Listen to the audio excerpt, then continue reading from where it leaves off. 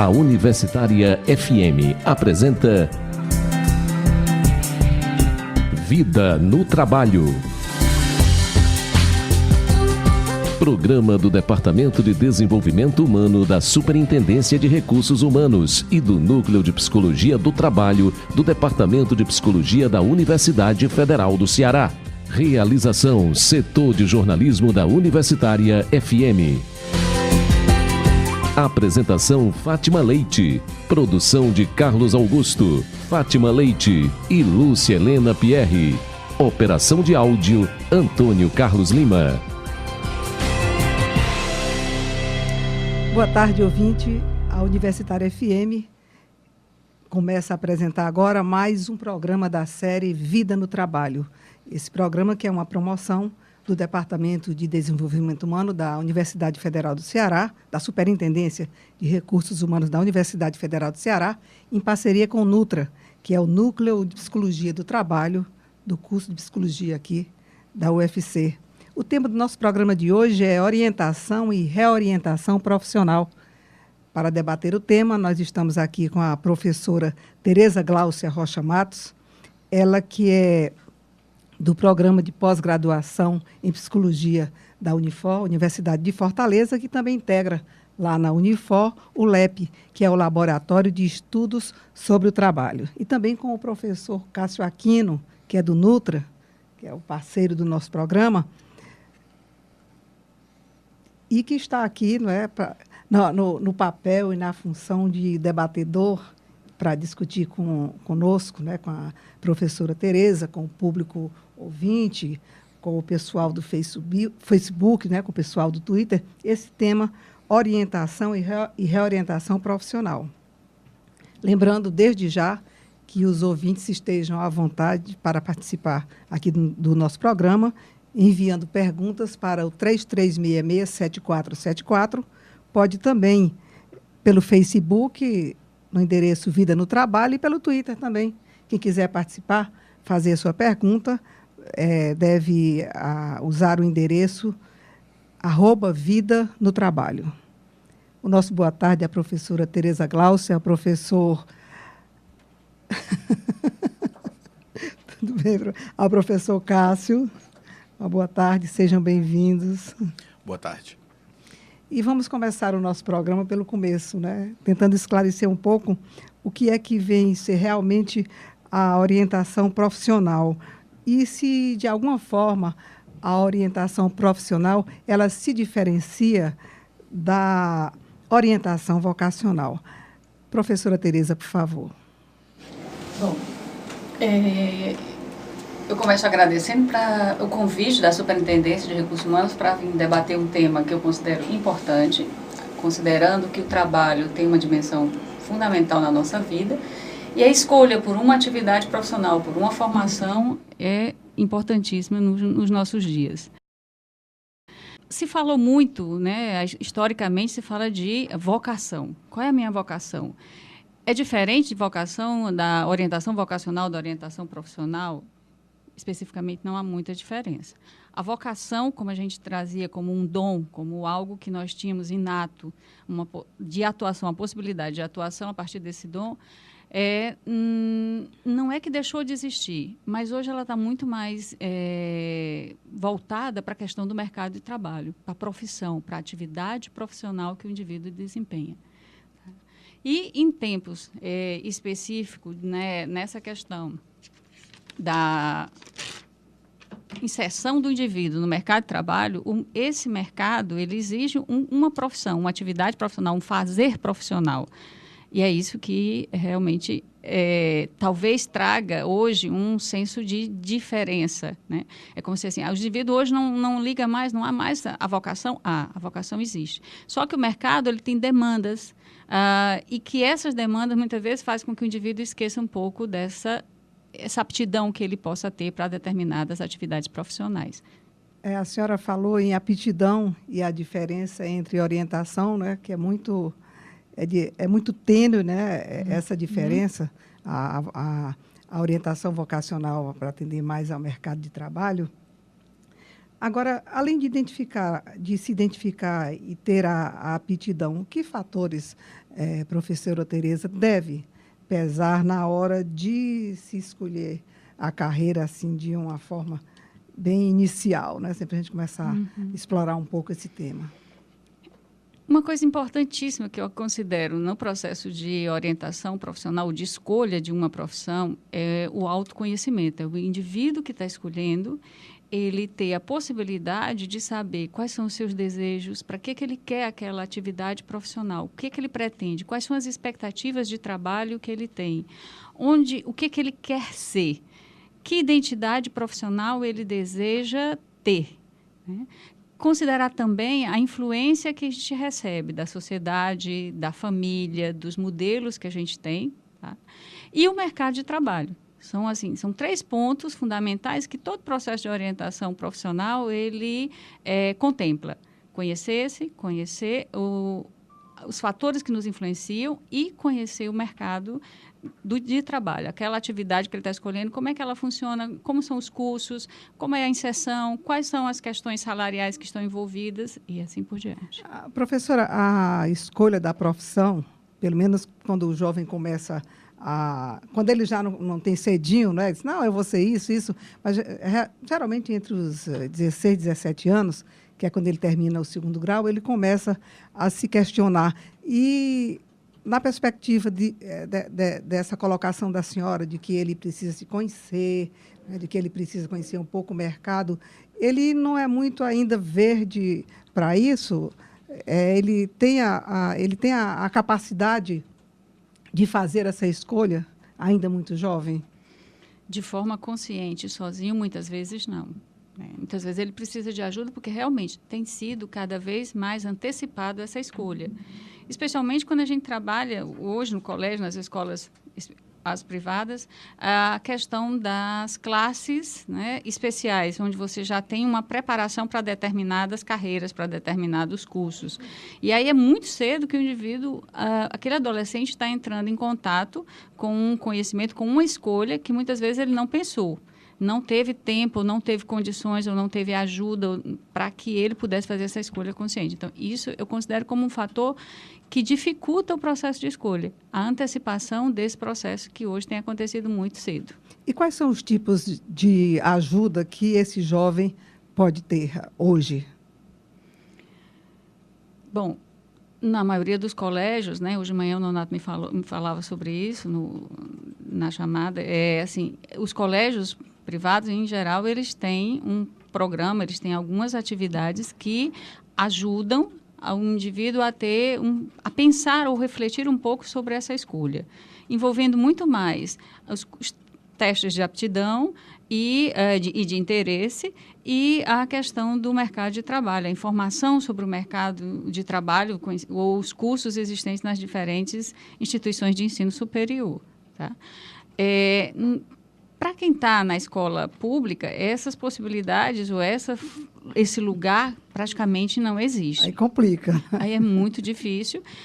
Os trabalhos são feitos, em geral, são trabalhos voluntários de estudantes de psicologia, estagiários de alguns cursos que vão para as escolas públicas possibilitar isso, mas é muito pequeno ainda esse universo. Então, assim, e as clínicas que recebem, especialmente clínicas privadas, que recebem pessoas que podem, né, financiar ou pagar esse processo.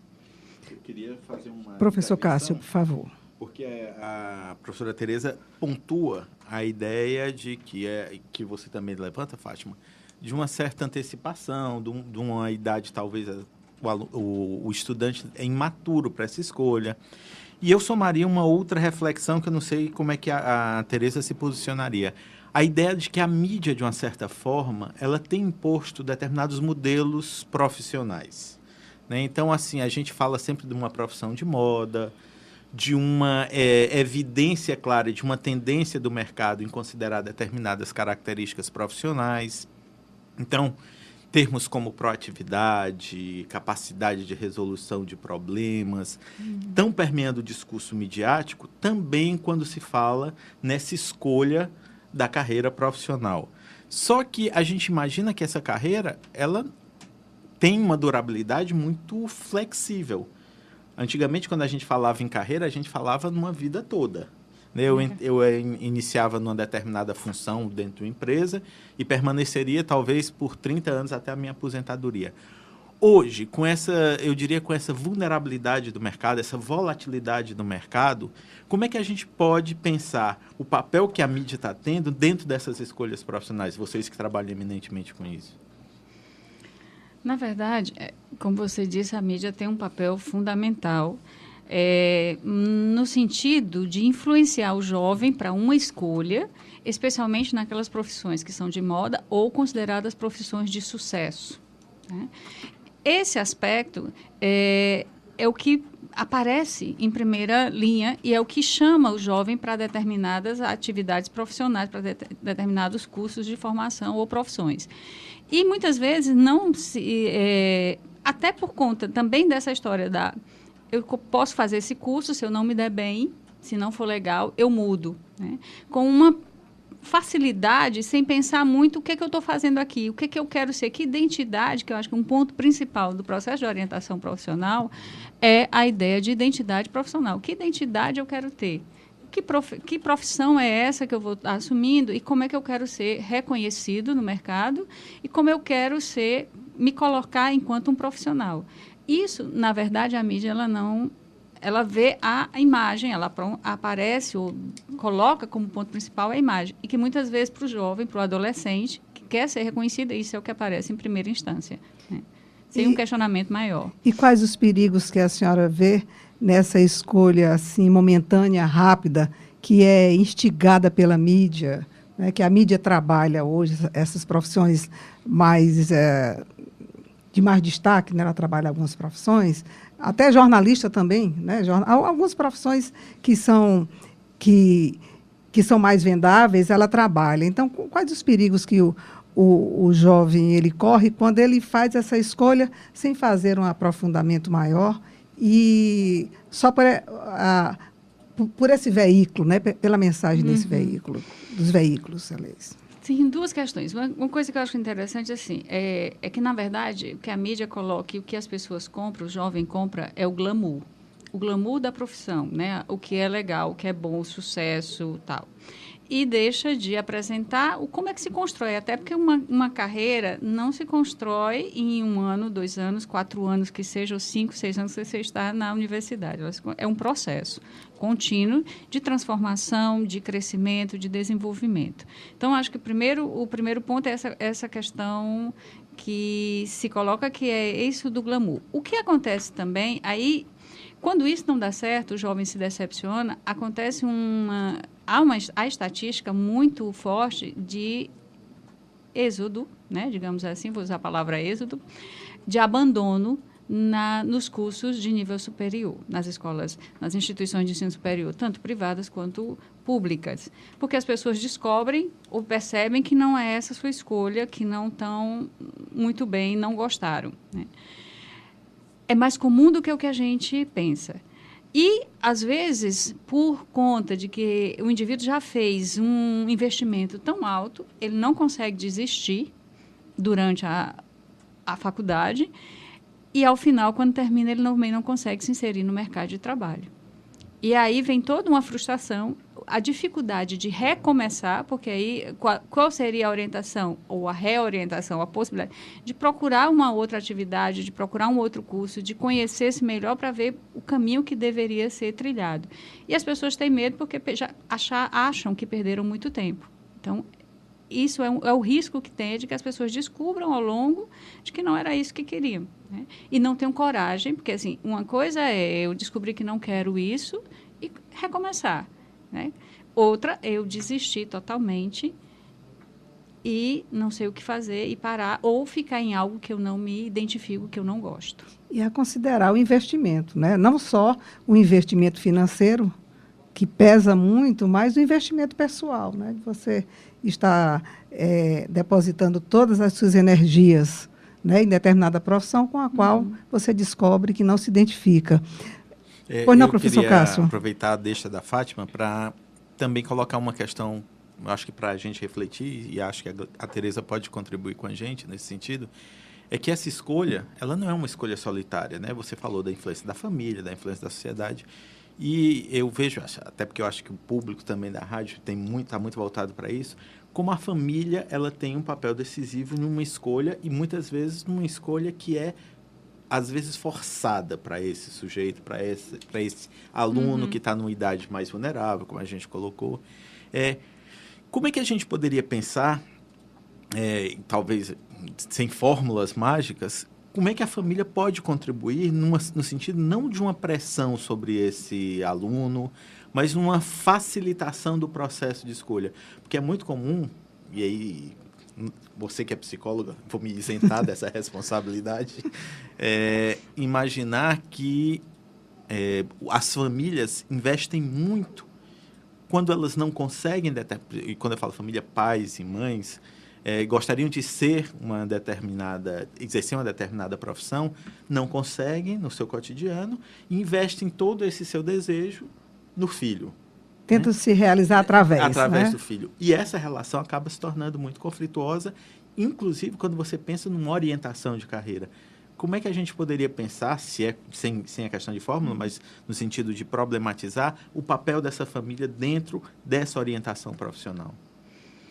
No processo de orientação profissional, é muito importante que a família esteja presente.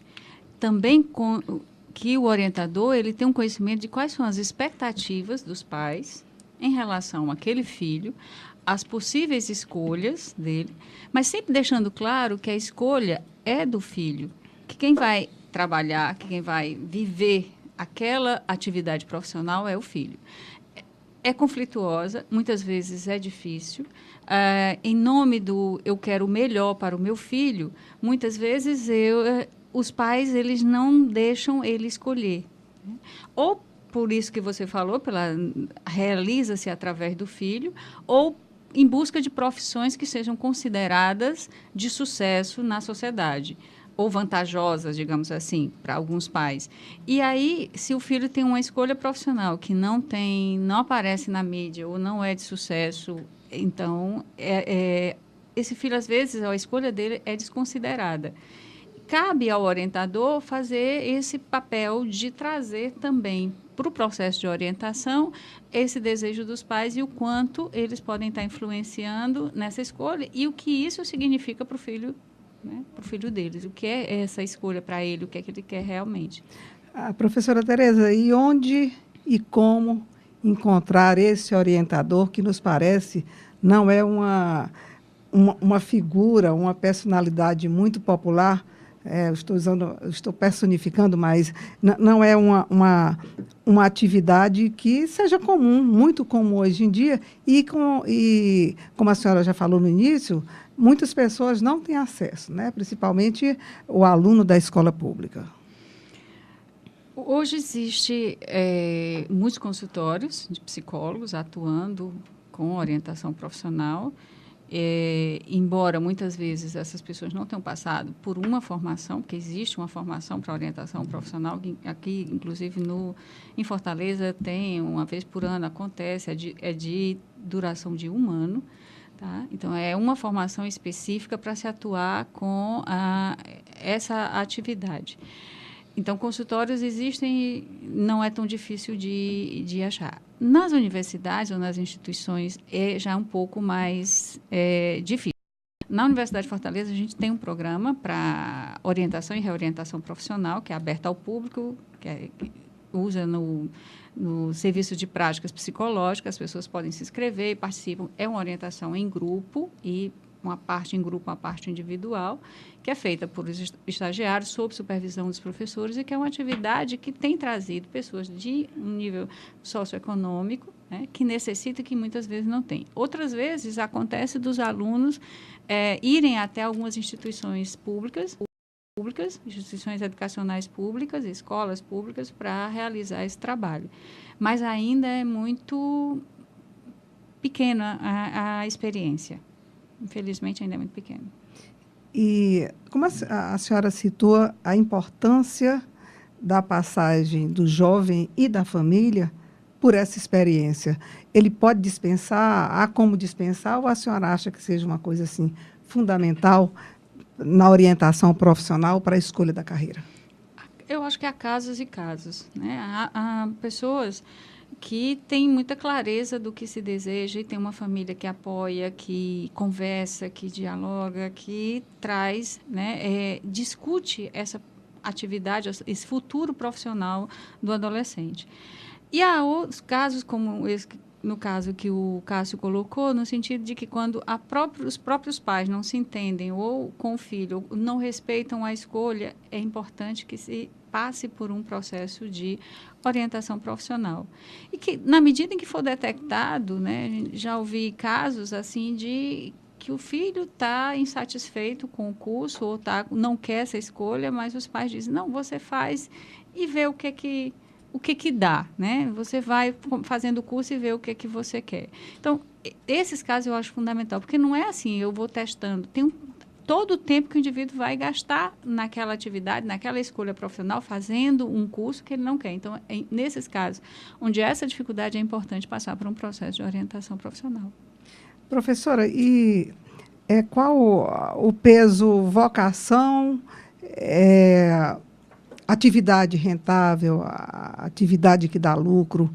Como a senhora colocaria esses dois fatores na escolha da profissão? A vocação e o que nós estamos numa sociedade capitalista que você precisa ganhar para sobreviver. Como a senhora vê esses dois aspectos? Ou um só, não é? Na verdade, eu acho que é o grande dilema que as pessoas trazem para os consultórios ou para a realidade, né? Eu gosto disso, mas isso não dá dinheiro. Então, eu vou em busca de uma outra coisa que seja mais rentável. Em geral, pode ser que algumas pessoas se deem muito bem fazendo essa opção, se adaptem facilmente e sigam. Outras pessoas, elas sofrem, né? Trazem um sofrimento psíquico, porque era aquilo que eu queria. E muitas vezes, em nome da questão financeira, você escolhe um rumo. E, ao final, quando você chega lá, você nem consegue, porque a sua expectativa, porque tem uma questão que é o trabalho para viver, para sobrevivência, ou o trabalho para que eu tenha um status, um reconhecimento, um retorno nesse trabalho. Então, se ao final desse curso eu não consigo isso, eu tenho um indivíduo insatisfeito, frustrado, porque fez uma escolha, negou a sua aptidão, digamos assim, ou a sua vocação, ou o seu desejo, e foi por um caminho que era um caminho que, digamos assim, considerado, que às vezes eles consideram mais fácil, porque o retorno é garantido. E aí é um grande problema.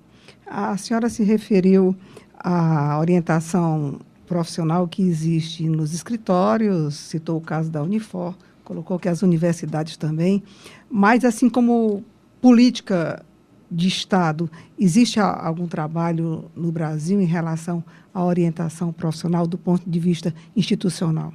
Não existe. Há um desejo, há uma luta, existe uma sociedade brasileira de orientação profissional, mas não existe nada definido como política pública voltada para as escolas, para os adolescentes nesse sentido. É até interessante porque existe toda uma política com relação ao pró-jovem, aos jovens que vão ingressar no mercado de trabalho, mas em nenhum momento se considera que aptidão ou que possibilidade esse jovem tem, ou como ele estaria preparado, o que interesses e expectativas ele tem em relação àquele trabalho. Professor Cássio. E a Tereza toca num ponto que eu acho que é crucial em cima das políticas públicas. Há uma tendência, e aí me corrija se eu estiver equivocado, de pensar a inserção desse jovem, principalmente das classes menos favorecidas, em profissões também pouco avaliadas na lógica do mercado. Né? Então, é muito comum você imaginar fazer cursos do que a gente chama da carpintaria, do operário da construção civil, porque me parece que é uma vinculação lógica de manutenção dessas pessoas dentro das suas estruturas de classe. E aí me vem na mente se existe realmente uma orientação profissional classista, né? Se há uma tendência a considerar que os indivíduos mais favorecidos economicamente, se pode pensar profissões mais favorecidas economicamente. E até que ponto isso tem impacto dentro dessa ideia, do que a gente sabe que não existe, as políticas públicas, e o exemplo do ProJovem, para mim, me lembrou exatamente essa questão, porque parece que se insiste muito nisso. Os jovens das classes menos favorecidas, a eles se dedicam profissões não tão valorizadas. Como é que fica isso, Tereza? Na verdade, é isso mesmo. Assim, infelizmente, a orientação profissional, ela atende a um público de classe, da classe que pode pagar por uma orientação, por consultas, por um consultório psicológico que possa ser feito isso. E há um direcionamento, há uma tendência de que esse jovem ele acabe indo para uma escola, para uma atividade profissional que o mercado não valoriza tanto. Até porque eu lembro de uma experiência dos alunos numa escola aqui, que é uma escola que tem uma parte profissionalizante, e a nossa preocupação, muitas vezes, quando o aluno diz que quer fazer medicina, um aluno de escola pública, né, de uma classe socioeconômica bastante difícil, e quer fazer medicina. Então, assim, como trabalhar isso, como ver essas possibilidades, tá? A universidade, ela possibilita através das cotas, através do FIES, através de uma série de coisas. Mas como é que essa pessoa consegue chegar lá? Então, há algo a ser trabalhado. Infelizmente, a orientação profissional, ela tem não diria orientação, mas eu acho que a própria sociedade, a orientação profissional, entra nesse contexto de um encaminhamento de uma escolha classista. Exatamente. Estamos apresentando pela Universitária FM o programa Vida no Trabalho, que volta em 1 minuto.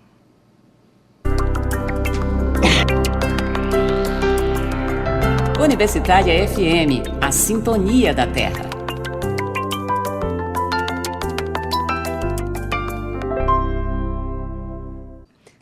Voltamos a apresentar pela Universitária FM o programa Vida no Trabalho, que hoje debate o tema orientação e reorientação profissional, com a participação da professora Tereza Gláucia Rocha Matos, do LEP, o Laboratório de Estudos do Trabalho da Unifor, e do professor Cássio Aquino, ele que é do NUTRA, Núcleo de Psicologia do Trabalho da Universidade Federal do Ceará. Antes de colocarmos mais uma questão, eu tenho uma curiosidade para a professora Tereza. Custa caro, professora, um trabalho de orientação profissional? O custa caro é muito... É relativo, né? Mas a gente dá para ter uma ideia, quando a gente já sabe, foi colocado, que as classes menos favorecidas não podem nem pensar nessa orientação em um consultório especializado. Tem valores, números, mas assim, o processo, ele envolve de 10 a 12 sessões, então assim, é um processo relativamente curto, né? Dentro do que a gente chama de um processo psicoterapêutico, é um processo relativamente curto, que envolve esse número X de sessão, que eu digo sempre que é uma coisa bacana, porque tem início, meio e fim. Então, e nesse processo, que acontece uma vez, geral, o processo assim, uma vez por semana, o adolescente vai até o consultório e trabalha-se esses aspectos que eu coloquei no início, como o autoconhecimento, e aí envolve também a aplicação de testes psicológicos, envolve a questão das informações sobre o mercado, as influências que ele recebe, aí entra a participação dos pais em algum momento da atividade, do processo de orientação, e isso participa. Então, agora, o valor é muito variável de profissional para profissional e do que cada pessoa faz. Isso individualmente. O processo em grupo, ele também é interessante, embora muitas vezes os adolescentes ou a família não queira, porque eles preferem que seja um atendimento individual, personalizado para aquele sujeito, para a demanda que ele traz. É usual essa prática coletiva aqui em Fortaleza? Ela existe, mas não é tão usual porque, em geral, não se consegue fechar grupos. O grupo precisa ter um número X de pessoas, né? E muitas vezes isso não se consegue porque a pessoa deseja mesmo atendimento para si. Deixa eu fazer uma provocação. Professor Isso Cássio. me parece curioso, porque assim, a profissão ela implica uma inserção social. E se você privilegia, sem fazer crítica às famílias que optam por esse tipo de ação, se você privilegia essa atividade no campo da individualidade, você está perdendo a dimensão desse coletivo que é fundamental na inserção social. Estou errado sobre isso? Não, está certíssimo, está certo, está correto. Mas, infelizmente, há uma preferência para um atendimento personalizado, digamos assim. Mais do que o individual, é que cuidem do meu filho, das necessidades, das demandas, e não abrir muito, né, para todos ou para as pessoas, mas que seria interessante por conta dessa inserção social e de que muitas vezes no processo de grupo eu vejo as minhas expectativas, o meu sofrimento, eu vejo no outro, então eu vejo que eu não estou sozinho. Então é ótimo porque há essa partilha, mas infelizmente não ocorre com muita frequência. Participe do nosso programa Vida no Trabalho, ligando para o 3366-7474, pelo Facebook Vida no Trabalho, pelo Twitter. Também você pode participar, @Vida no Trabalho. Ligue para nós e participe do debate desse tema, orientação e reorientação profissional, com os professores Tereza Cláudia, da Unifor, e o professor Cássio Aquino, aqui, da Universidade Federal do Ceará.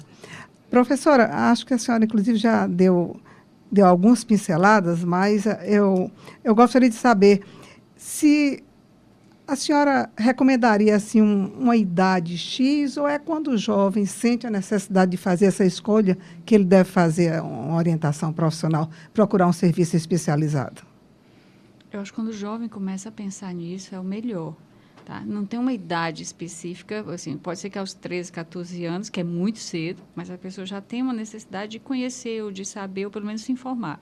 Seria um processo de orientação formal? Não sei, depende da demanda que chega no consultório, mas é importante que, na medida em que o adolescente ele tem interesse, ele quer conhecer, ele possa pesquisar, ou através das revistas que tem sobre as profissões, ou sites, ou conhecer de uma maneira geral ou ter alguma informação, ou indo às feiras de profissão que as universidades proporcionam, né, traz, e que chama muito o jovem para saber o que está acontecendo ali, ou as palestras, muitos colégios privados, eles trazem profissionais para falar sobre profissão, sobre escolha, começar a entender o que é isso, o que é essa atividade, o que é essa escolha, o que é que ele tem de possibilidades. Eu queria só aproveitar, professor Cássio, Fátima, porque a Tereza Glaucia toca num ponto das feiras das profissões, e lembrar que a Universidade Federal do Ceará realiza a Feira das Profissões no início de agosto, então que as pessoas que têm interesse, e geralmente o público realmente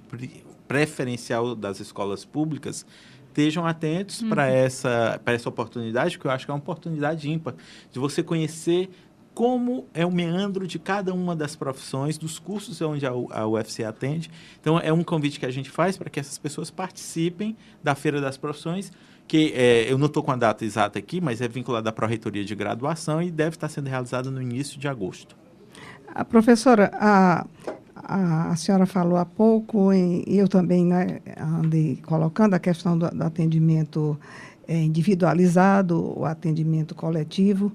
E dentro dessa história, como a senhora vê esses testes de orientação vocacional na UEB? Profissional, vocacional. Bom, é uma situação... Os testes psicológicos, digamos assim, e aí eu vou primeiro falar dos testes psicológicos de uma maneira geral. Eles têm uma importância, têm um objetivo, mas eles não dizem tudo. Então, muitas vezes, as pessoas acham, não, eu me submeto a um teste psicológico e aí vou ter lá as profissões que eu posso trabalhar, né? Isso não funciona sozinho, não funciona sem um processo que envolva saber mesmo, aquilo que eu já falei, expectativas, interesses, mais avançar ou aprofundar mais esse interesse. Então, o teste psicológico não funciona sozinho, ele funciona com entrevistas, com outras técnicas, com outros métodos que possam possibilitar esse autoconhecimento. Na web, então, é que ele não funciona mesmo nesse sentido, porque ele parece uma resposta rápida para uma dúvida que eu tenho. Pronto, eu faço um teste rapidamente, eu vou saber e aí já está resolvido. Só que aquele teste, ele me diz algo em um momento específico e ele me dá um resultado, mas que esse resultado não obrigatoriamente seria o meu interesse ou a minha aptidão ou para aquilo que eu estaria preparado, e nem me dá o conhecimento da atividade profissional. Por isso que a importância da história das feiras das profissões, porque eu vou lá e eu sei como é como é que aquele curso funciona, que tipo de atividade, onde é que ele pode se inserir. Um jornalista, ele pode atuar na área de jornal, de televisão, de rádio, mas ele pode atuar também em relações públicas, sei lá, isso dá essa noção para o indivíduo para saber por onde é que ele pode ir. E o teste, ele só diz, é uma coisa meio fria, fechada, né? Principalmente os testes da UEP.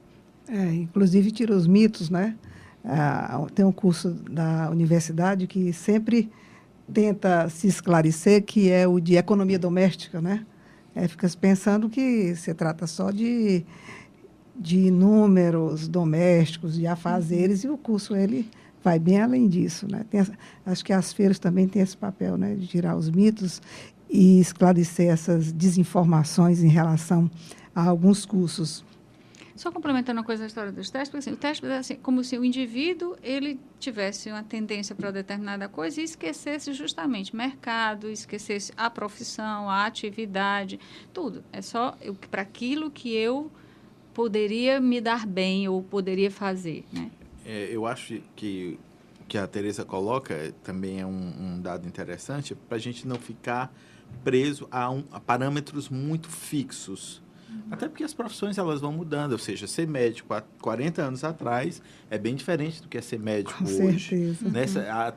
O papel da tecnologia na transformação das profissões também tem um papel fundamental. E aí eu te perguntaria também, não sei nem se é uma pergunta, mas talvez uma reflexão. Como é que fica a questão das pessoas que já estão engajadas no mercado profissional e muitas vezes se sentem pouco à vontade.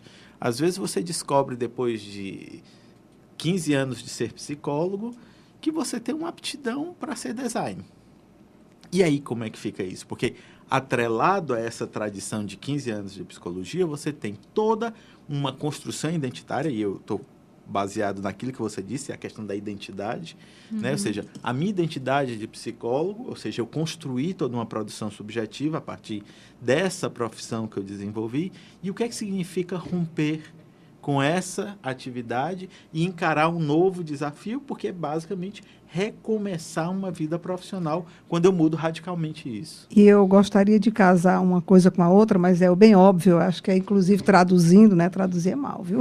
E traduzindo um pouco do que o professor Cássio está questionando, onde é que entra a necessidade da reorientação profissional quando o indivíduo já está dentro daquela carreira e daquela profissão?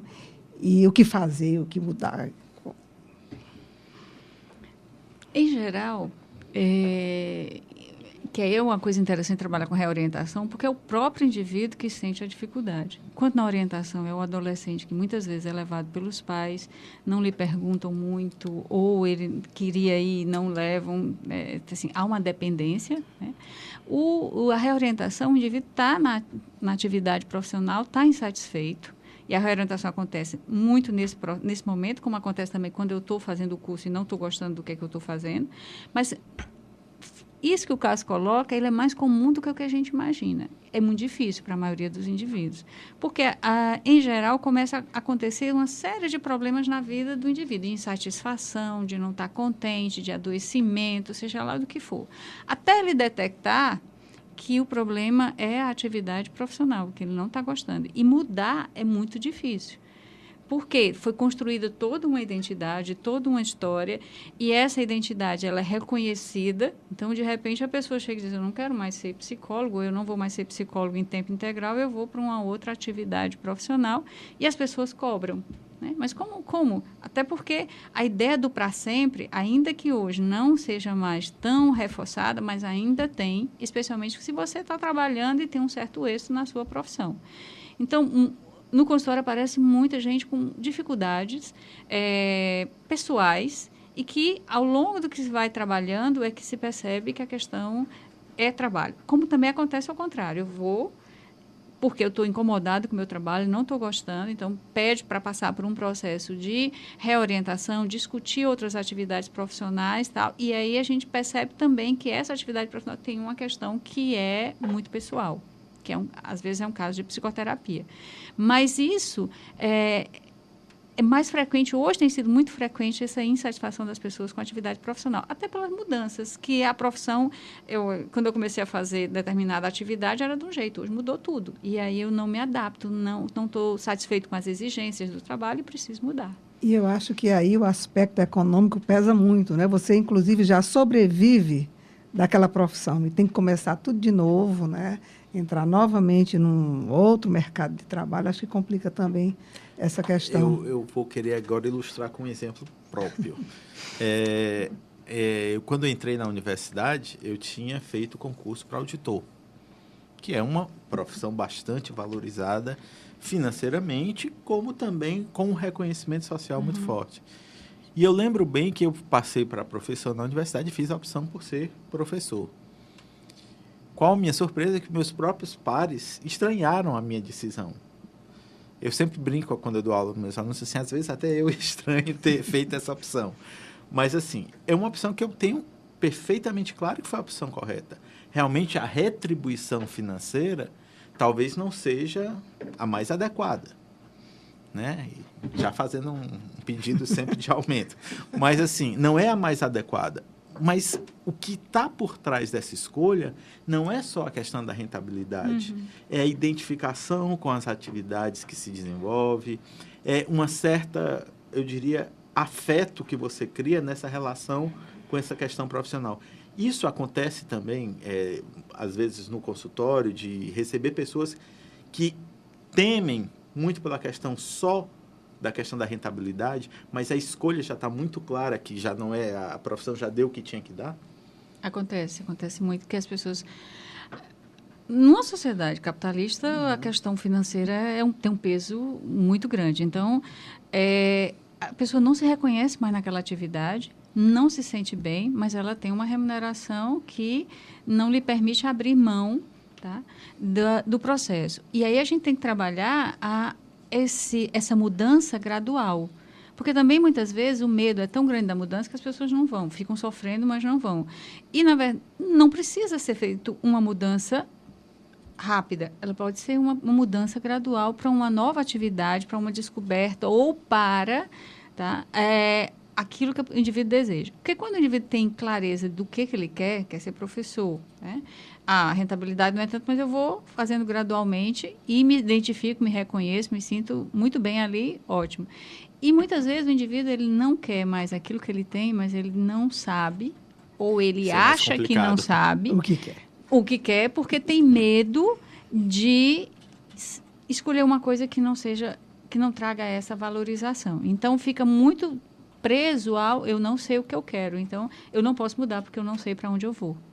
Orientação e reorientação profissional, o tema do nosso programa Vida no Trabalho de hoje. Você ainda pode participar, ligando para o 3366-7474 e fazendo ainda há um tempinho, e fazendo aqui a sua pergunta para a professora Tereza e também para o professor Cássio, que está aqui debatendo conosco esse tema.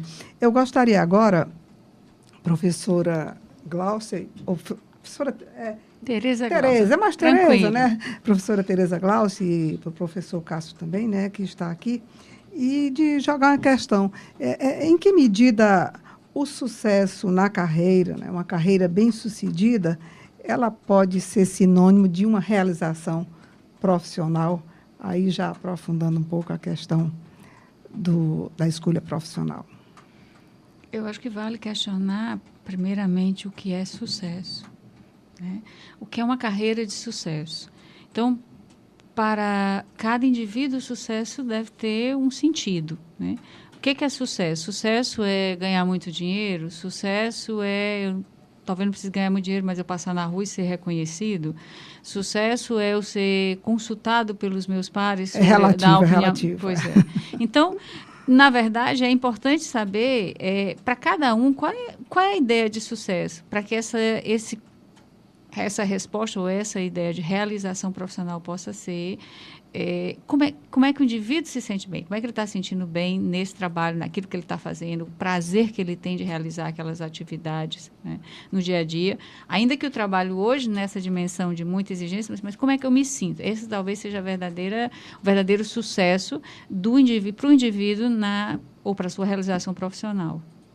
Eu queria pegar Professor carona na pergunta da Fátima e saber da Tereza se é comum, ou pelo menos tem se identificado muito essa tendência no mercado atual, da busca dos executivos buscando uma reorientação profissional, né? Ou seja, com a transformação do mundo do trabalho, né, há uma redefinição de papéis, né? Então, assim, principalmente entre os choques de gerações, os mais antigos e os mais novos aceitam essa flexibilização do mercado com mais naturalidade, aspiando essa naturalidade. Os mais antigos, eles têm uma resistência maior a isso. Mas se é comum você encontrar nos consultórios de Fortaleza, por exemplo, uma preocupação com reorientação profissional por parte dos executivos, que aparentemente a gente tem a ideia de que o executivo é aquele sujeito satisfeito, que ganha bem, bem-sucedido. A ideia do bem-sucedido. Isso tem ocorrido, Tereza? Não, que eu saiba muito não. Até porque existem outras ações, como, por exemplo, coaching, Isso. que é um caminho muito reforçado pelos administradores para que as pessoas, no nível de gestão, elas se encaminhem, que é uma forma de questionamento, de reflexão, de planejamento de carreira, de encaminhamento da vida profissional. Mas, em geral, para reorientação, não é tão comum, não.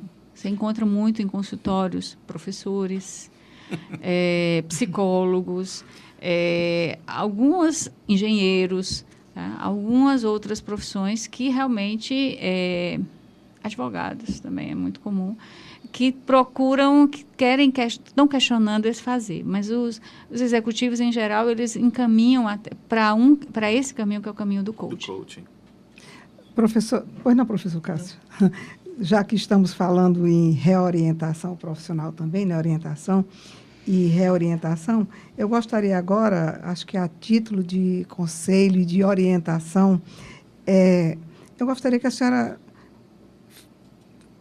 colocasse algumas considerações, algumas sugestões para o que fazer quando se percorre o caminho errado na profissão. O que é que a senhora recomendaria neste momento em que a gente discute o tema e agora está se voltando um pouco mais para a questão da reorientação profissional?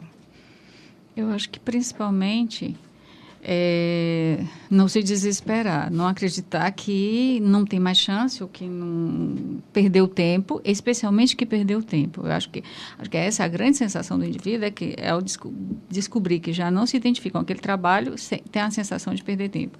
E em busca de um profissional que o ajude nesse encontro, ou faça uma reflexão mais profunda sobre aquilo que ele está fazendo, sobre como ele se sente naquele trabalho, para que, a partir daí, possa encontrar meios para que ele possa recomeçar ou traçar um novo caminho ou estabelecer uma nova forma de atividade ou encontrar uma nova atividade profissional.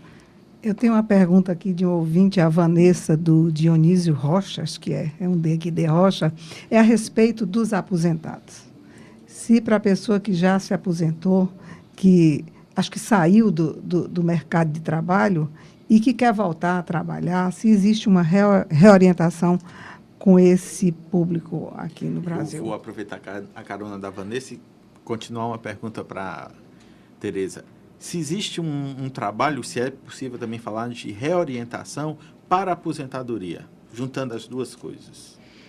Que é uma preparação para a aposentadoria, existe.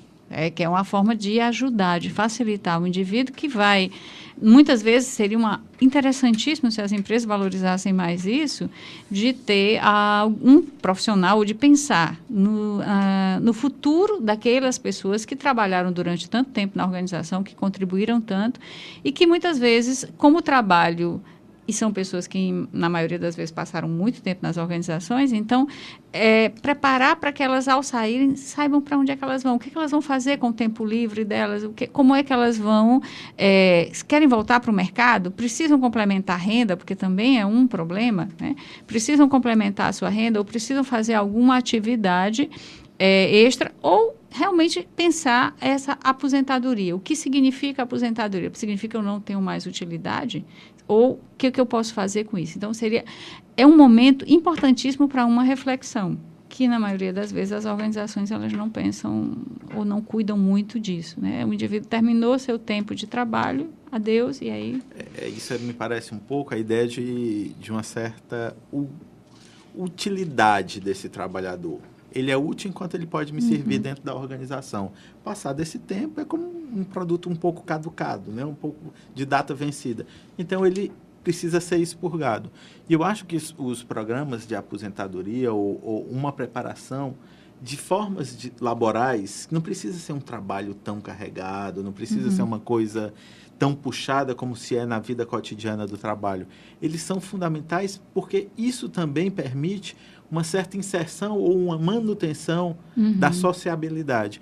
Eu vejo isso porque tem um estudo que eu não vou me lembrar agora de onde foi que eu li, talvez a Teresa saiba mais do que eu, de que as mulheres, até pela sociabilidade, porque elas têm um processo de sociabilidade melhor, elas enfrentam a terceira idade, a chamada terceira idade, com mais facilidade que os homens, que se envolveram demais com a atividade laboral, e quando eles saem dessa atividade laboral, os próprios vínculos afetivos, os laços de amizade ficam perdidos. Né? As mulheres sempre se ocupam com outras coisas, né? Comigo, né? Elas sempre dizem, não estava tendo tempo para mim, sempre se ocupa. E a gente vê o homem... fica um pouco perdido. Fica perdido, muito mais perdido. Não entendo por quê. Acho que a professora pode... Fica perdido, não tem vínculos, construir os vínculos afetivos ou de amizade em torno do trabalho. Algumas vezes, nessa ideia do ser útil enquanto trabalha, as organizações não permitem que eles voltem lá, conversem ou entrem na organização, passa a ter um distanciamento daquele lugar que ele construiu, que ele ajudou a construir, que ele trabalhou, que ele dedicou tanto tempo, ele já não tem mais tanto acesso. E aí ele não tem mais essa ideia, né, de que o que eu faço? Eu lembro, há alguns anos atrás, que a Praça do Ferreira era o lugar dos aposentados, ou a Praça do BNB, no centro da cidade, era o lugar dos aposentados, dos bancários aposentados, né? Hoje isso é bem menos, mas era um lugar onde essas pessoas, era o que elas tinham para encontro, mas eram as amizades das pessoas do banco, que também estavam na mesma categoria. Mas eu acho que hoje as pessoas podem se aposentar, algumas com um tempo mais cedo, e precisam pensar em outras atividades. Só que isso precisa ser cuidado, realmente. É muito frequente casos de pessoas que, ao se aposentarem, em seguida adoecem. Existe, inclusive, aqui na Universidade Federal, lá na Divisão de Desenvolvimento Humano, já existe um trabalho, está sendo feito agora com as pessoas que estão prestes a se aposentar, de uma orientação e um trabalho para enfrentar a aposentadoria, né, o entendimento, e alguma coisa que dê uma melhor sustentação ao indivíduo que vai se aposentar, né, do que é que ele vai fazer quando se aposentar, o que fazer com essa aposentadoria. Não é? E essa história que a senhora falou é interessante mesmo. Algumas pessoas trabalham, se aposentam e morrem, ficam doentes, né? Agora, só mais uma questão para encerrar o nosso programa, acho que costurando tudo, né? Isso aí quando você fala em orientação, em carreira e tudo, você está olhando todo uma bagagem de um trabalho, de mercado de trabalho produtivo, né? Para o cidadão, né? Para a sociedade.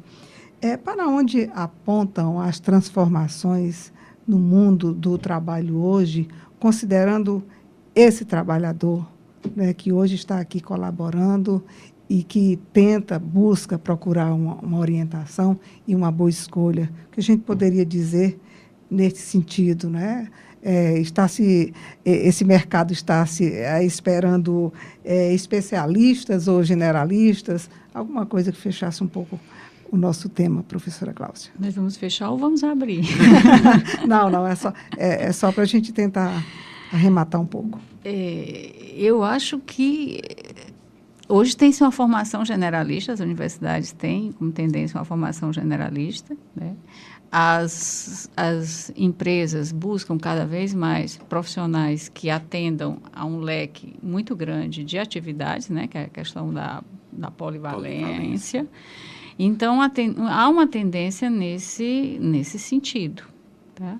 que é até uma tendência meio contramão na escolha, porque assim, quando eu faço uma formação profissional, eu acabo tentando indo só para um foco. A minha formação é você, por exemplo, psicólogo clínico, eu vou ser psicólogo não sei o quê.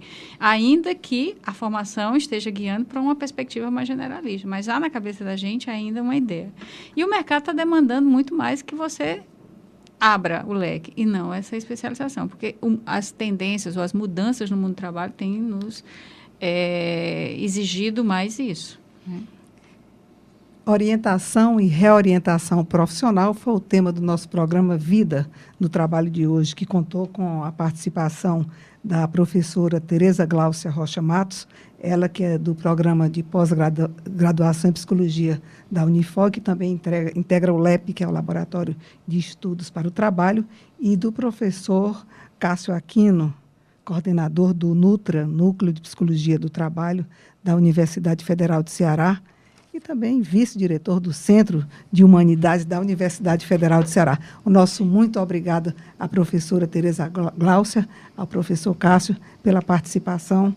Eu acho que nós, de alguma forma, colaboramos aí com o nosso ouvinte, que está nos acompanhando. Acho que nessa questão da reorientação e da orientação profissional, que, como se viu durante o programa, é muito importante.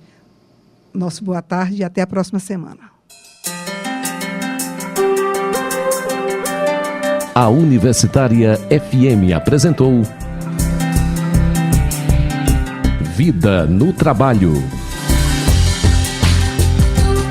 Programa do Departamento de Desenvolvimento Humano da Superintendência de Recursos Humanos e do Núcleo de Psicologia do Trabalho do Departamento de Psicologia da Universidade Federal do Ceará. Realização Setor de Jornalismo da Universitária FM. Apresentação Fátima Leite. Produção de Carlos Augusto, Fátima Leite e Lúcia Helena Pierre. Operação de áudio Antônio Carlos Lima.